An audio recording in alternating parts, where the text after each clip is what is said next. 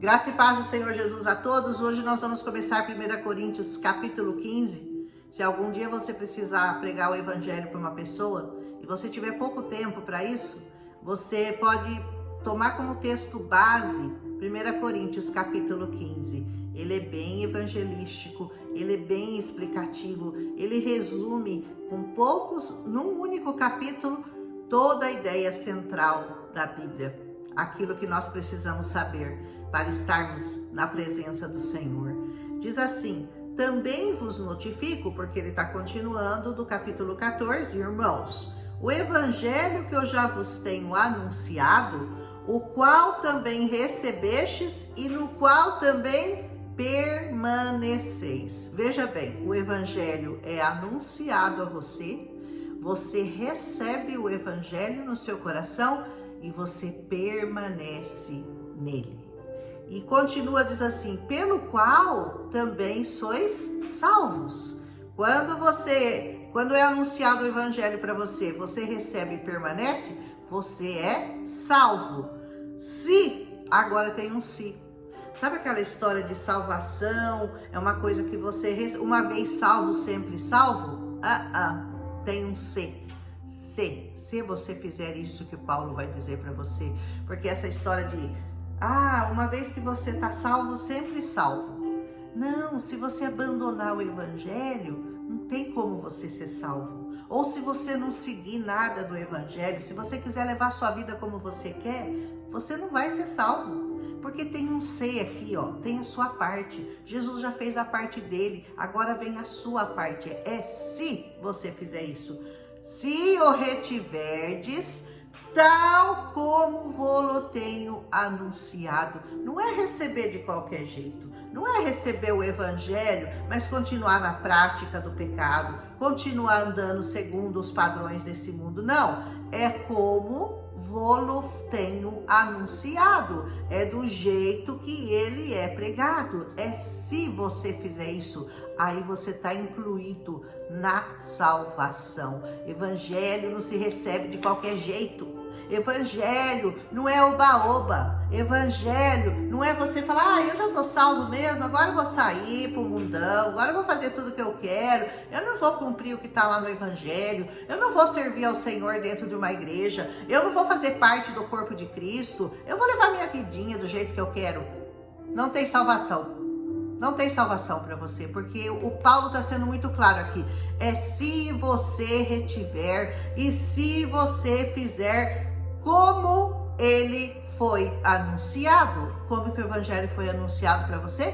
Que você é parte do corpo de Cristo, que você é membro do corpo de Cristo. E se você não estiver lá para fazer a sua função no corpo, algum outro vai fazer. E a sua função vai ficar fora do corpo e você está morto.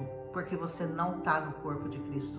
Se é que não crestes em vão. O que adiantou? Você recebeu, você aceitou, você ouviu, você entendeu, mas você não quer praticar. Você não quer praticar. Aí você creu em vão.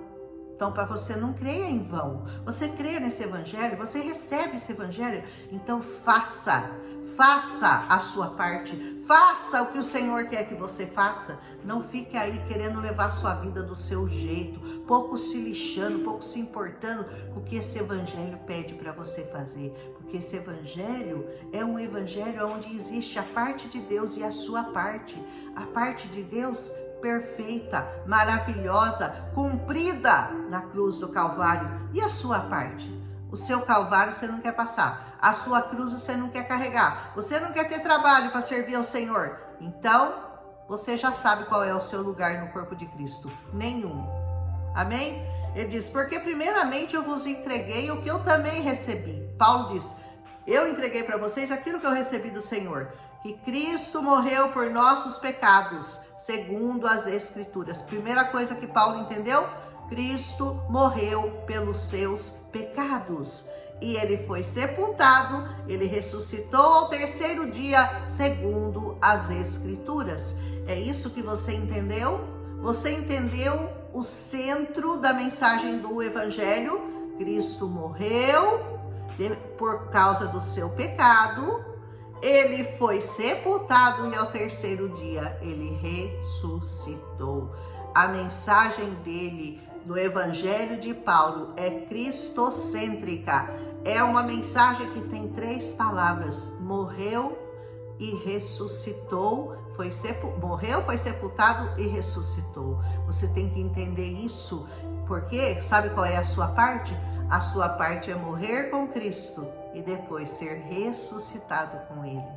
Aleluia! Se você não matar o seu corpo, se você não entender que na morte de Cristo você morreu com Ele, para que você possa ressuscitar com Ele, você não entendeu nada.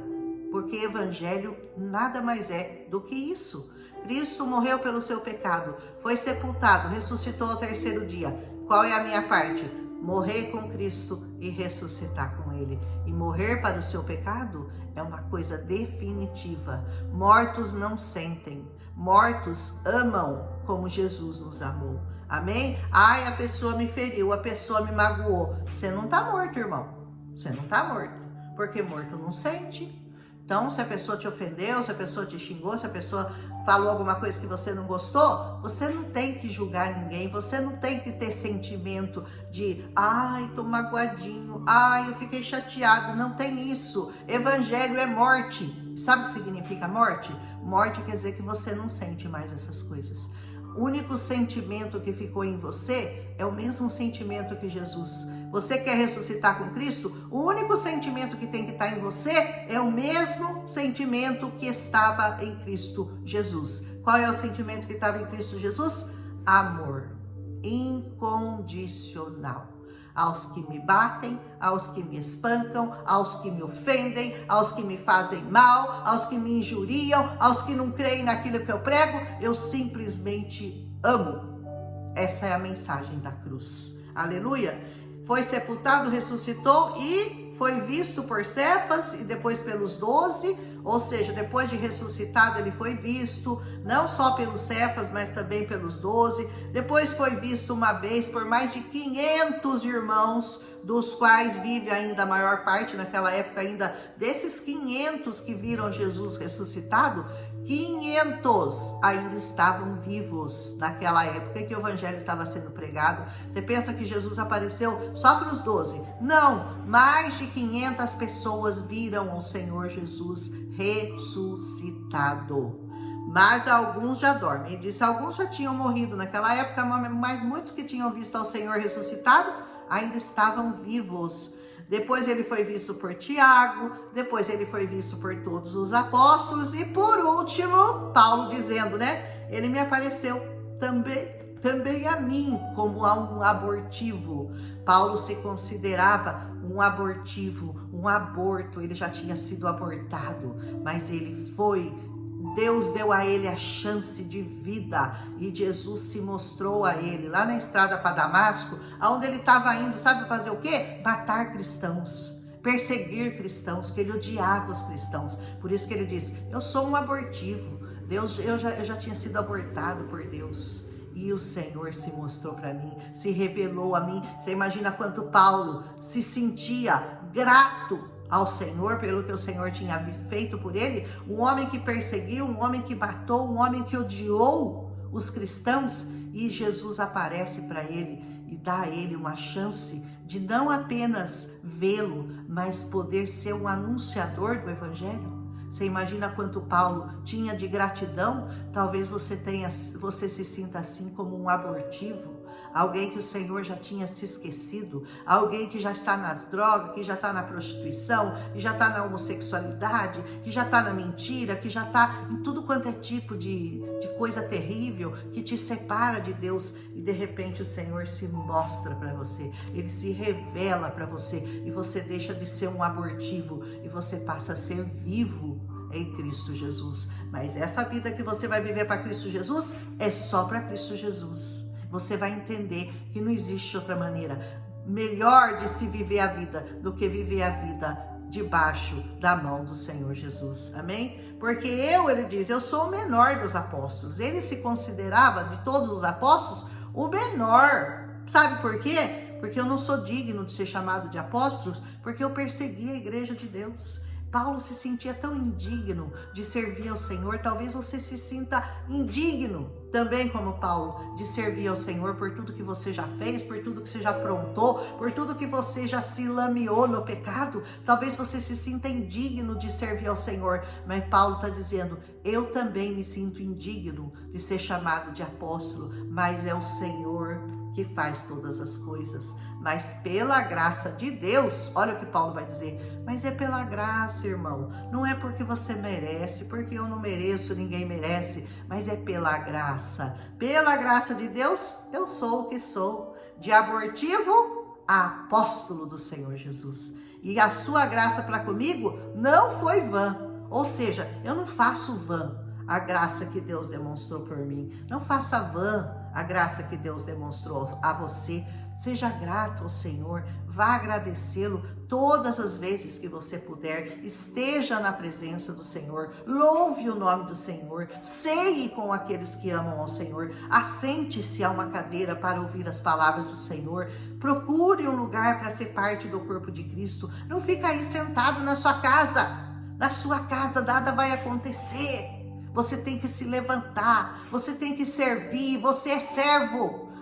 Deus não é seu servo, você é servo do Senhor. Você é servo de Deus. Ele não vai te servir, porque Ele é Senhor. Ele não é teu servo.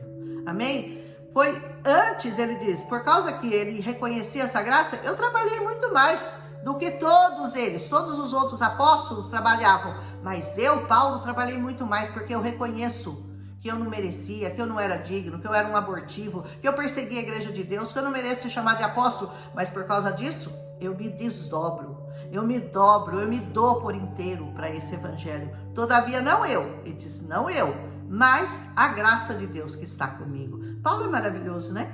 Então, ou seja eu, ou sejam eles, assim pregamos e assim haveis crido. É assim que eu prego e através dessa pregação você tem crido. Você tem crido no Senhor? Ora, se prega que Cristo ressuscitou dentre os mortos, como que alguns de vocês aí diz que não há ressurreição dos mortos? Porque alguns naquele tempo ainda tinham a ideia de que não ia haver ressurreição de mortos. Paulo falou, mas é isso que eu estou pregando para você, como que você não acredita? Se não há ressurreição de mortos, então Cristo também não ressuscitou? Sabe aquelas pessoas que acreditam em reencarnação? Misericórdia da vida dessa pessoa. Olha a mensagem central do Evangelho. A mensagem central do Evangelho é ressurreição. E tem pessoas que até se dizem cristãos, mas acreditam em reencarnação. Eu vou voltar de novo num outro corpo para pagar meus pecados. Para melhorar, para ser melhor, para evoluir. A gente está vendo mesmo como que as gerações têm evoluído. Cada dia vem, cada geração vem pior que a outra. Que evolução que é essa? Para. A palavra de Deus só prega uma coisa: ressurreição, julgamento e vida eterna. Ponto final. A Bíblia é isso. Se você achar alguma coisa de reencarnação aqui, você me avisa onde que é. Porque eu já li a Bíblia inteira e não foram poucas vezes. Não tem nada aqui sobre isso. Bíblia, Jesus Cristo, chama-se ressurreição. É Cristo morto e ressurreto. É você morto e ressuscitado com Ele. Aleluia. E dele, se Cristo não ressuscitou, então você está pregando em vão. Se Cristo não ressuscitou, para que você está pregando, irmão? Para de pregar. E também a sua fé, não serve para nada. Se Cristo não ressuscitou, e se você não vai ressuscitar com Ele, então a sua fé é vã, a sua pregação é vã. Aleluia. E assim também nós somos considerados como falsas testemunhas de Deus, porque nós testificamos de Deus que ressuscitou a Cristo, ao qual, porém, não ressuscitou, se na verdade os mortos não ressuscitam. Então, você está pregando uma mentira? Você está pregando que, então, se você está pregando que Deus ressuscitou a Cristo, e se você é considerado uma falsa testemunha de Deus, significa então que Cristo não ressuscitou? Então saiba muito bem o que você está pregando, viu? Tenha consciência do que você prega e saiba que aquilo que Deus falou é a verdade. Jesus Cristo é a verdade. Aleluia! Porque se os mortos não ressuscitam, então Cristo também não ressuscitou. E se Cristo não ressuscitou, nossa fé é vã a sua fé e você ainda permanece no seu pecado. Então, qual é a chave para você entender esse evangelho? Jesus Cristo ressuscitou. Aí a sua fé não é vã e os seus pecados você entende que eles foram lavados, purificados, você foi remido. Cristo pagou a sua conta lá na cruz do Calvário, uma conta impagável, viu? Porque o seu pecado diante de Deus não tem como você pagar. Aleluia! E também os que dormiram em Cristo, então, nesse caso, estão perdidos. Porque se ele não ressuscitou, se nós esperarmos de Cristo só nessa vida, presta atenção no que Paulo vai falar, somos os mais miseráveis dos homens. Se você espera de Cristo algo só nessa vida, você é o mais miserável dos homens.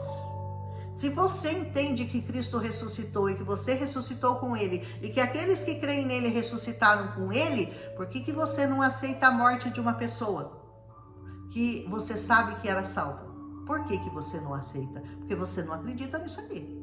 Porque se você acreditar nisso daqui, você vai entender que a morte, para quem morre em Cristo, é muito melhor que a vida. Então você vai glorificar o Senhor e não reclamar com o Senhor. Ai, Senhor, não aceito a morte dessa pessoa, porque ele era tão bom, porque ele pregava o evangelho. Glória a Deus pela vida dele, meu irmão. Ele está salvo. Salvo. E isso não tem preço. E você fica aí reclamando com Deus porque matou uma pessoa, porque permitiu que uma pessoa que você amasse, que você amava, morreu? Mas então peraí, por que você está pregando o evangelho? Para de pregar o evangelho. Porque Jesus está falando que é melhor você morrer e estar com Cristo do que nessa vida. Essa vida tem muito poucos anos para você. A outra é uma eternidade. É uma eternidade.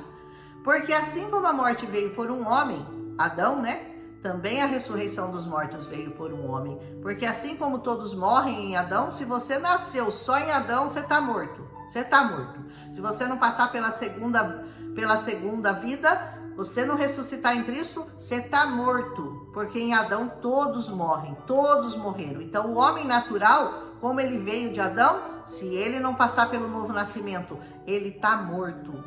Mas assim também todos vão ser vivificados em Cristo Jesus. É vida em Cristo Jesus. É morte em Adão, é vida em Cristo Jesus. Aleluia! Mas cada um por sua ordem, né? Cristo as primícias, Cristo foi o primeiro, depois os que são de Cristo, quando ele voltar na sua vida, depois então virá o fim. Quando ele tiver entregado o reino a Deus, ao Pai, e quando houver aniquilado todo o império, toda a potestade e toda a força. Aleluia! Jesus vai aniquilar todo o império, toda a potestade e toda a força que existe contrária a esse evangelho. Por quê? Diz assim, porque convém que ele reine. É importante que Jesus reine até que esse evangelho seja pregado a toda criatura, até que ele coloque todos os seus inimigos debaixo dos seus pés. Todo inimigo desse evangelho vai ser colocado debaixo dos pés de Jesus. Ele vai amassar, ele vai esfregar, ele vai acabar com todos os inimigos da cruz. Terão o mesmo fim, serão esmagados debaixo dos pés do Senhor. E essa mensagem que eu estou falando para você é fiel e verdadeira, porque convém que ele reine. Ora, o último inimigo que vai ser aniquilado, sabe qual é? A morte. Esse é o último inimigo que vai ser aniquilado, porque todas as coisas ele já sujeitou debaixo dos seus pés. Mas quando ele diz que todas as coisas lhe estão sujeitas, claro está que se executa aquele que lhe sujeitou todas as coisas. Então, ele já sujeitou todas as coisas e ele vai executar aquilo que ele prometeu. E quando todas essas coisas estiverem sujeitas a ele, então o mesmo Filho também vai se sujeitar em todas as coisas àquele que todas as coisas sujeitou a ele, para que Deus seja tudo em todos. Então, a última coisa é, depois que Jesus sujeitar tudo debaixo dos pés dele, ele vai se sujeitar ao Pai.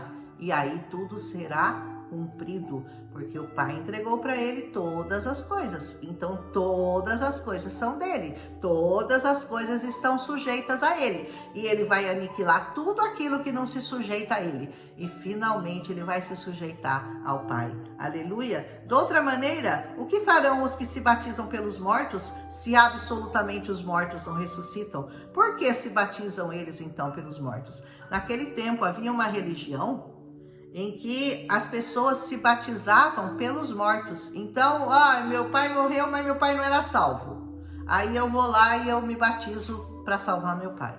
E é claro que essa possibilidade não existe, porque Paulo diz, cada um dará conta de si mesmo a Deus. E nós só temos essa vida para nos consertarmos com Deus. Se você está esperando, na próxima vida eu aceito Jesus, não tem próxima vida para você. A próxima vida para você é julgamento e condenação. Aleluia! Porque nós estamos então toda hora em perigo? Eu protesto, ele diz que cada dia eu morro, gloriando-me em vós, irmãos, por Cristo Jesus, nosso Senhor. Morro todos os dias. Todos os dias você tem que acordar e dizer para o Senhor, Senhor, hoje é mais um dia em que eu me sujeito a Ti, em que eu morro para os meus pecados e entrego esse dia, a minha vida, nas Tuas mãos. Morrer é morrer todos os dias. Se você quer ressuscitar com Cristo, considere-se um morto para as ofensas, para tudo que tem de mal nesse mundo, para todas as ofertas desse mundo, considere-se morto. Aleluia! E vivo para uma única coisa, para Jesus. Se como homem eu combati em Éfeso contra as bestas, o que me aproveita isso se os mortos não ressuscitam? Comamos e bebamos que amanhã morreremos. Ele fala, se Jesus não ressuscitou e se nós também não vamos ressuscitar, então vamos enfiar o pé na jaca. Enfiar o pé no jacá, né? Sei lá. Por quê? Vamos comer, vamos beber, vamos pecar, vamos prostituir, porque nós vamos morrer mesmo. Não, mas não é assim que acontece. Não é assim que acontece. Não vos enganeis, não se enganem. As más conversações corrompem os bons costumes. Vigia justamente, e não peque. Não peque. Todo dia levanta de manhã e fala, Senhor, eu estou morto com o Senhor. Eu morri com Cristo na cruz do Calvário. Eu quero viver esse dia na Tua presença. Não peque, porque alguns ainda não têm o conhecimento de Deus. E eu digo isso para vergonha vossa, hein? Aqueles que você conhece que ainda não têm conhecimento de Deus, é uma vergonha para você. Porque você não está dando testemunho, você não está pregando para eles. Todos aqueles que te conhecem têm que saber que você tem um Deus maravilhoso para pregar para eles. Mas alguém dirá, como que ressuscitarão os mortos? E com que corpo eles virão? Insensato! O que tu semeias não é vivificado se primeiro não morrer. Sabe aquela sementinha? Se você não enfiá-la na terra para ela morrer, ela não vivifica. Primeiro você tem que morrer, para depois você vivificar, para depois você dar vida, para depois você ser uma árvore frutífera e dar frutos que possa alimentar pessoas. E ele diz assim, quando você semeia, você não semeia o corpo que vai nascer, mas um simples grão, como do trigo, como de qualquer outra semente, mas Deus, Ele dá o corpo como Ele quer, e a cada semente Ele dá o seu próprio corpo. Nem toda carne é uma mesma carne, ele fala. Uma é a carne dos homens, uma é a carne dos animais, e outra dos peixes, nem tudo é igual. Cada um é uma coisa, cada árvore é uma árvore, cada animal é um animal, cada peixe é um peixe. E também da mesma forma existem corpos celestes, diz essa palavra, e há corpos terrestres. O seu é um corpo terrestre, mas existem os corpos celestes. Mas uma é a glória dos celestes e outra é a glória dos terrestres. Cada um tem a sua glória. Uma é a glória do sol, outra é a glória da lua, outra é a glória das estrelas, porque uma estrela difere da outra em glória. Assim também vai ser a ressurreição dos mortos. Semeia-se o corpo em corrupção, ressuscitará em incorrupção. Semeia-se em ignomínia, ressuscitará em glória. Semeia-se em fraqueza, ressuscitará em vigor. Semeia-se o corpo natural, ressuscitará o corpo espiritual. se há corpo natural, também há um corpo espiritual. Assim também está escrito. O primeiro homem, Adão, ele foi feito alma vivente. Mas o último Adão, que é Jesus, ele foi feito espírito vivificante. Ele dá vida a você. Ele dá vida ao seu corpo natural. Ele vai vivificar você. Como que vai acontecer? Ele diz o primeiro, mas não é o primeiro espiritual, senão natural. Adão era natural, depois é o espiritual. Assim também, qual é o terreno? Tais são as coisas terrestres. E qual é o celestial? Também são as celestiais. Assim também como trouxemos a imagem do terreno, assim traremos a imagem do celestial. Isso é difícil para você entender? Que você está num corpo terreno, mas um dia você terá um corpo celestial? Você terá um corpo transformado, mas primeiro para isso você precisa morrer nesse corpo terreno? Você entende isso? Ou é muito difícil? E eu digo isso, irmãos, que a carne e o sangue não vão herdar o reino de Deus, nem a corrupção vai herdar a incorrupção. Eis que aqui eu digo um mistério para vocês. Na verdade, nem todos dormiremos. Ele vai falar do arrebatamento, mas todos seremos transformados. Porque no momento, no abrir e fechar de olhos, diante da última trombeta, porque a última trombeta vai soar, os mortos ressuscitarão, incorruptíveis. E nós, se estivermos vivos, seremos transformados. Porque convém que isso que é corruptível, a sua carne, se revista de incorruptibilidade. E isso que é mortal, se revista de imortalidade. E quando isso que é corruptível se revestir de incorruptibilidade, e isso que é mortal se revestir de imortalidade, então vai se cumprir a palavra que está escrito: tragada foi a morte na vitória. A morte está com seus dias contados. A morte será tragada pela vitória em Cristo Jesus. Onde está a morte, o teu aguilhão? Cadê a sua força, morte? Cadê? Onde está, inferno, a tua vitória? Cadê a vitória do inferno sobre nós? A morte não impera, o império e o inferno também não. Eles não têm vitória sobre nós. Ora, o aguilhão do pecado, da morte, é o pecado. A força do pecado é a lei. Mas a graça nos dá vitória por nosso Senhor Jesus Cristo. Portanto, meus amados, sejam firmes, sejam constantes, abundantes na obra do Senhor, sabendo que o vosso trabalho não é vão no Senhor. Esse capítulo precisa ser mais bem explicado, esse capítulo precisa ser esmiuçado, esse capítulo ensina demais de coisas para nós, mas eu acho que eu já falei, nossa, 27 minutos, exagerei, mas é muito lindo esse capítulo, né? Presta atenção, coma esse capítulo, leia de novo esse capítulo. Esse capítulo fala da morte, da ressurreição, da sua morte, da sua ressurreição em Cristo Jesus, da sua incorruptibilidade, do seu corpo ser vestido de imortalidade. Quando você ressuscita com Cristo, mas primeiro você precisa morrer com Ele todos os dias. Aleluia! Eu espero que você tenha entendido esse capítulo, porque esse capítulo é muito, muito revelativo, muito profundo. E acredite, só existe uma coisa nessa terra certa e garantida: Jesus Cristo vive, Jesus Cristo reina, Jesus Cristo voltará. E aqueles que crerem nele ressuscitarão com ele em glória. Aqueles que o serviram serão revestidos de incorruptibilidade, de imortalidade, de corpos transformados em Cristo Jesus. Aleluia! Viva, viva por esse motivo, porque é o melhor motivo que você pode ter para viver. Morra para tudo que não seja Cristo na sua vida. Aleluia! Um abraço e até amanhã com o último capítulo de 1 Coríntios, que vai ser o 16. Desculpa o tempo aí que passou, esse capítulo é um pouco longo. Um abraço e até amanhã.